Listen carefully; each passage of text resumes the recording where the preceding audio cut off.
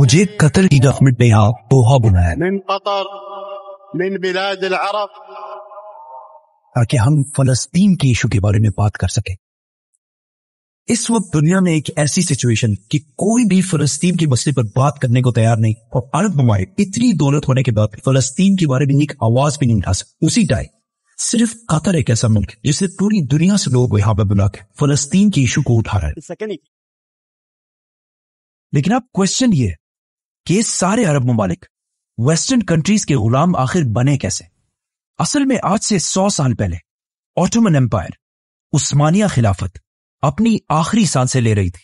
اور برٹن، فرانس اور باقی سارے ویسٹرن کنٹریز نے انہیں ہر طرف سے گھیر لیا تھا۔ لیکن پھر بھی ان سب کو پتا تھا کہ جب تک آٹومن امپائر کے اندر سے بغاوت نہیں ہوگی تب تک آٹومن امپائر کو ہرانا بہت ہی مشکل کام ہوگا۔ اینڈ آبویسلی انہوں نے سب سے پہلے آٹومن امپائر کی سب سے بڑی مائنورٹی عربوں کی طرف دیکھا، کیونکہ ٹرکش لوگ پچھلے 400 سال سے آلموسٹ دنیا کے سارے عربوں پر حکومت کر رہے تھے۔ لیکن اب تک پچھلے 400 سال سے عربوں نے کبھی بھی عثمانیہ خلافت کے خلاف کوئی بڑی بغاوت نہیں کی تھی، کیونکہ عثمانیہ خلافت اپنے آپ کو ایک ٹرکش امپائر نہیں بلکہ سارے مسلمانوں کی خلافت سمجھتے تھے۔ لیکن عثمانیہ خلافت کے آخری زمانے میں یہ امپائر بہت ہی کمزور ہو چکی تھی، اور ان کے آخری پاورفل خلیفہ سلطان عبدالحمید نے بہت کوشش کی کہ اس امپائر کو بچایا جائے، لیکن اپنے آخری زمانے میں عثمانیہ خلافت اکنامکلی بہت ہی کمزور ہو چکی تھی، جس کی وجہ سے ترکی کے اندر خلیفہ کے خلاف ایک اپوزٹ پارٹی ینگ ٹرکس بہت تیزی سے آگے بڑھنے لگے، اور آخر ان کی پاور اتنی بڑھ گئی کہ انہوں نے مل کر خلیفہ عبدالحمید کو تخت سے ہٹا دیا اور اس کے بھائی محمد V کو خلیفہ بنایا، جو صرف ایک نام کا خلیفہ تھا، اور پاورز اس کے پاس کچھ بھی نہیں تھے۔ ساری پاور صرف اور صرف ینگ ٹرکس کے پاس تھی، جو بالکل ایک اینٹی اسلامک اور نیشنلسٹ پارٹی تھی۔ مطلب ان کا ماننا تھا کہ ترکی کی ساری کمزوریوں کی وجہ اسلام اور باقی مائنورٹیز، آرمینینز، گریکس اور سب سے بڑھ کر عرب ہیں۔ اسی لیے ینگ ٹرکس نے خلیفہ کے ہوتے ہوئے بھی ترکی میں عربی سیکھنے پر کافی حد تک پابندی لگا دی تھی، جس کی وجہ سے عرب اور ترکوں کے درمیان حالات بگڑنے لگے، اور اسی ٹائم کا زبردست فائدہ اٹھا کر برٹش سیدھا عربوں کے پاس گیا اور انہیں کہا کہ تم یہ ترکوں کی غلامی کیوں کر رہے ہو؟ تم تو اتنی عظیم قوم، اور عربوں کا اپنا ایک آزاد ملک ہونا چاہیے، اور تمہاری اس آزادی کو حاصل کرنے میں ہم برٹش تمہاری مدد کریں گے۔ اور انگریزوں کو پتا تھا کہ عرب ان کی بات تبھی مانیں گے جب ان کے پاس عربوں میں سے ہی ایک بہت سٹرونگ لیڈر موجود ہو، اور جب وہ لیڈر آٹومن امپائر کے خلاف بغاوت کرے تبھی سارے عرب ہماری بات مانیں گے۔ اور کچھ ہی عرصے میں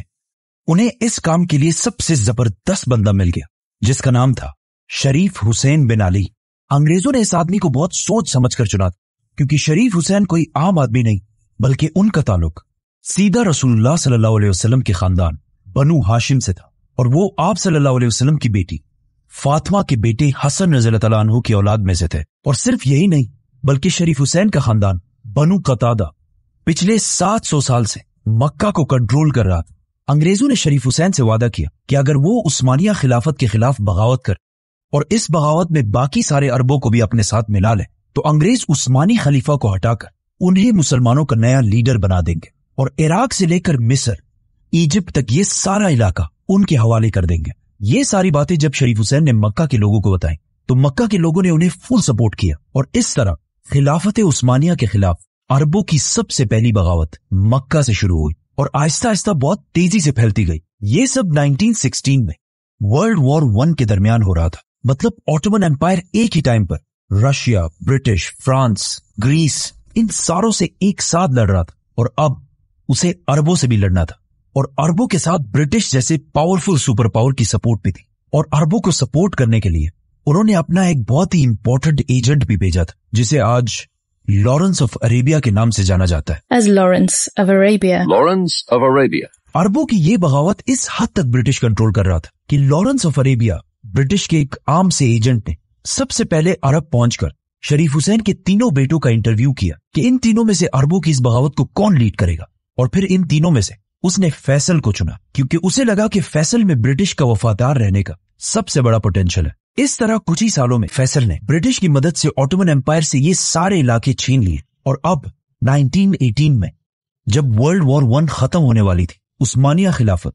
जो एक जमाने में इतनी बड़ी एम्पायर थी, अब सिर्फ इतनी सी रह गई। अब मिशन पूरा हो चुका था और जैसा कि अंग्रेजों ने वादा किया था, उन्हें शरीफ हुसैन को नया लीडर मान लेना चाहिए था। लेकिन अंग्रेजों ने शरीफ हुसैन से किए सारे वादे तोड़ दिए और आपस में बैठकर बेल्फोर डिक्लेरेशन साइन की, जिसमें अरब के अंदर यहूदियों के लिए इजराइल बनाने का क्लियर प्लान था। यह देखकर शरीफ हुसैन को ब्रिटिश पर बहुत गुस्सा आया और उन्होंने फलस्तीन में इजराइल बनाने की सख्त मुखालफत की। अब यहां से हालात बिल्कुल चेंज हो गए, क्योंकि पहली बार शरीफ हुसैन और ब्रिटिश एक दूसरे के सामने आए और इनकी दोस्ती आहिस्ता आहिस्ता दुश्मनी में बदल गई। इस सब से कुछ ही अरसे बाद और आज से एग्जैक्टली 100 साल पहले 1924 में मुस्तफा कमाल अतातुर्क की लीडरशिप तुर्कों ने उस्मानिया खिलाफत खत्म कर दी और आखिरी खलीफा सुल्तान अब्दुल मजीद को तुर्की से निकाल दिया। मतलब अब पहली बार दुनिया में कोई भी खलीफा नहीं था, जिसकी वजह से शरीफ हुसैन बिन अली ने अपने आप को मुसलमानों का नया खलीफा डिक्लेयर कर दिया, क्योंकि अब इस सारे इलाके में वही सबसे पावरफुल मुसलमान रह गया था। नाउ फ्रांस ये सब देखकर बहुत टेंशन में पड़ गया और उसने जाकर ब्रिटिश से कहा कि तुम पागल हो गए हो, तुमने मुसलमानों को एक ऐसा लीडर दिया है जिसका ताल्लुक रसूलुल्लाह सल्लल्लाहु अलैहि वसल्लम की फैमिली से, वो मक्का में रहता है और अब खलीफा भी बन चुका है और अभी से उसमें इतना कॉन्फिडेंस आ गया कि वो हमारे फैसलों के खिलाफ जाने लगा, जिससे आहिस्ता आहिस्ता ब्रिटिश शरीफ हुसैन के लिए अपनी सपोर्ट थोड़ी कम करने लगा। इजराइल को ना मानने और ब्रिटिश के सामने खड़े होने के बाद अब अरबों में शरीफ हुसैन की रेपुटेशन थोड़ी बेहतर होने लगी और आखिर 1924 के एक अखबार में ये खबर भी छपी कि फॉर्मर उस्मानी खलीफा सुल्तान महमद वहीदुद्दीन ने शरीफ हुसैन की खिलाफत को सपोर्ट करने का ऐलान कर दिया। जब अंग्रेजों ने ये सब कुछ देखा तो उन्हें समझ आ गई कि अब शरीफ हुसैन उनके कंट्रोल से निकल चुका है, इसीलिए उन्होंने आखिर अपना सारा सपोर्ट शरीफ हुसैन से हटा दिया और एक नए लीडर को सपोर्ट करने लगे, क्योंकि वो लीडर अंग्रेजों की हर बात मानने के लिए तैयार था, जिसका नाम था अब्दुल अजीज इब्ने सऊद। नाउ जिस तरह शरीफ हुसैन ने ब्रिटिश की मदद से उस्मानिया खिलाफत को तोड़ा था, उसी तरह इब्ने सऊद भी ब्रिटेन की मदद से शरीफ हुसैन की खिलाफत को तोड़ने लगा और बहुत तेजी से ये सारा इलाका फतह कर लिया। ब्रिटेन ने अरबों से किए हुए सारे वादे तोड़ दिए और आखिर शरीफ हुसैन को ब्रिटिश ने गिरफ्तार करके साइप्रस में अपने एक जेल में डाल दिया और इस तरह अंग्रेजों ने अरबों से अपने सारे वादे तोड़ दिए और अरबों की एक यूनिफाइड कंट्री बनाने का ख्वाब हमेशा के लिए खत्म कर दिया और अरब को बहुत सारे छोटे कंट्रीज में डिवाइड कर दिया ताकि वो हमेशा आपस में लड़ते रहे और अंग्रेजों के सामने खड़े ना हो सके। और यही सेम प्लान उन्होंने इंडिया में भी इम्प्लीमेंट करके उसे भी 2 हिस्सों में तोड़ दिया। अंग्रेजों ने अरब ममालिक को बहुत सारे छोटे हिस्सों में डिवाइड कर दिया और उनके लीडर सिर्फ उन्हीं को बनाया जिन्होंने हमेशा अंग्रेजों का वफादार रहने की कसम खाई। जिसके बाद आहिस्ता आहिस्ता ब्रिटिश एम्पायर तो खत्म हो गई, लेकिन अरबों का यह सारा कंट्रोल ब्रिटिश से हटकर अमेरिका के पास चला गया। अब अमेरिका ब्रिटिश की तरह इन सारे ममालिक को कंट्रोल करता रहा और दरमियान में जिसने भी अमेरिका के खिलाफ जाने की कोशिश की उन्हें रास्ते से हटा दिया गया, जैसे कि सऊदी अरब के किंग फैसल, इजिप्ट के मुर्सी, लिबिया के कदाफी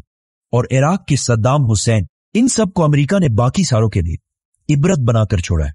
इसीलिए आज चाहे जो भी हो जाए, अरब कंट्रीज कभी भी वेस्ट के खिलाफ नहीं जाती, क्योंकि इन सारे कंट्रीज को बनाया ही अंग्रेजों ने है।